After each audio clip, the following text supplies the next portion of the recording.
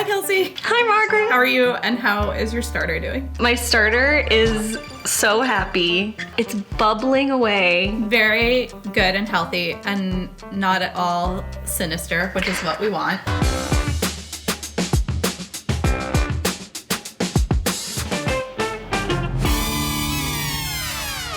What should we do when we first get gifted a wonderful little container of starter? I think the first thing to do is to consider your container situation. I keep my starter in the fridge most of the time. That way it kind of slows down the eating of the flour and water activity and production of the yeast. If I was baking all the time, I would keep it on the counter and feed it pretty regularly, like once or even twice a day. When I get a brand new gifted starter, do I need to discard any of it, or can I feed the whole new starter? I would say it depends on how much starter you got. You can make as much starter as you could possibly use in any lifetime. The only reason you discard is because it just keeps going exponentially, and like none of us have that kind of room or time. Because sourdough starter is about like collecting wild yeast from the air, lids. I'm keeping it in a mason jar that's convenient for me and easy, and I just kind of rest the lid on top.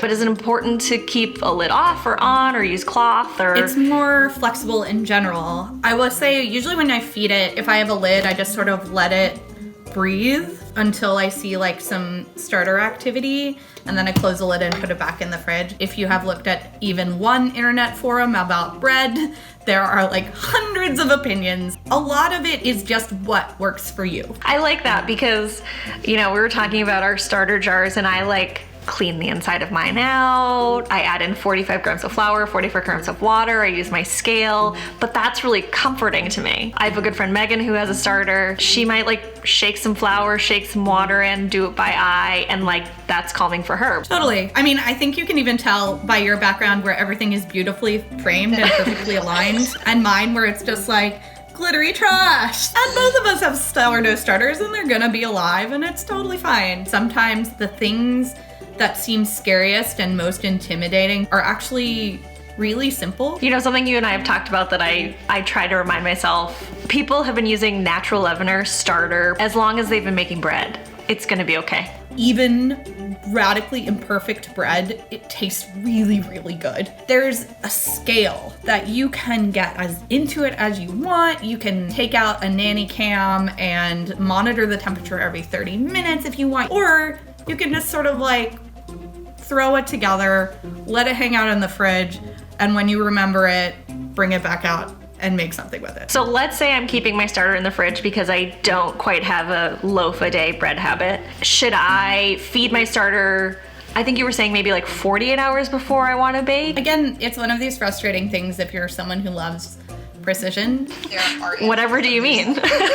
Because the answers are so individual to your kitchen. In the summer, if I feed my sourdough starter, it'll be ready to go in like an hour or two. Sometimes in winter, it'll be a little bit more sluggish. So just to like be very sure, I'll take it out 24 or 48 hours before. But like so much of it is it's not like having a child, but it is kind of like having a plant. What do you use to feed your starter? Do you find that different flours help it react differently, or? I know for a fact that starters really like flour that's a little less processed. Like they love a wheat flour, they love a rye flour. If I'm being super honest with you, a lot of those flours are very nice and expensive. Really whatever you have around. Like I said, you can go as far into this as you want. If you bake a ton of rye bread and you're like, I only want this rye starter to match the rye bread, I wouldn't use self-rising flour. Like that's the only one. When I first started baking sourdough bread, I was like kind of mildly terrified of my starter because I was like, okay, you need to feed it. I know you need to feed it, and it's hungry and it's like thinking things but not thinking, And especially if you look on these forums where people have spreadsheets of like exactly how much they feed it, exactly what temperature when, those are things that make me like shut down and want to scream and run away. It can kind of live on a spectrum, just like all of us people. Exactly, just like we are right now. Okay, Margaret, it's time for the sourdough lightning round. What's the foaminess? The foaminess is the bacteria and yeasts working together. Can you overfeed your starter? Yes, but it's pretty hard. When are you ready to share your starter? You can share whenever you want. In 3 words, can you describe a healthy smell of a starter? Fruity, it should smell a little bit like industrial yeast, and it should be a little bit sour. In 4 words, you get an extra word for this one. Can you describe an unhealthy smell? Nothing or foul. Can you switch flours? Use whatever you have. I have switch flours all the time. Is there a better season to make sourdough? Not really. Can you put in fridge even in beginning?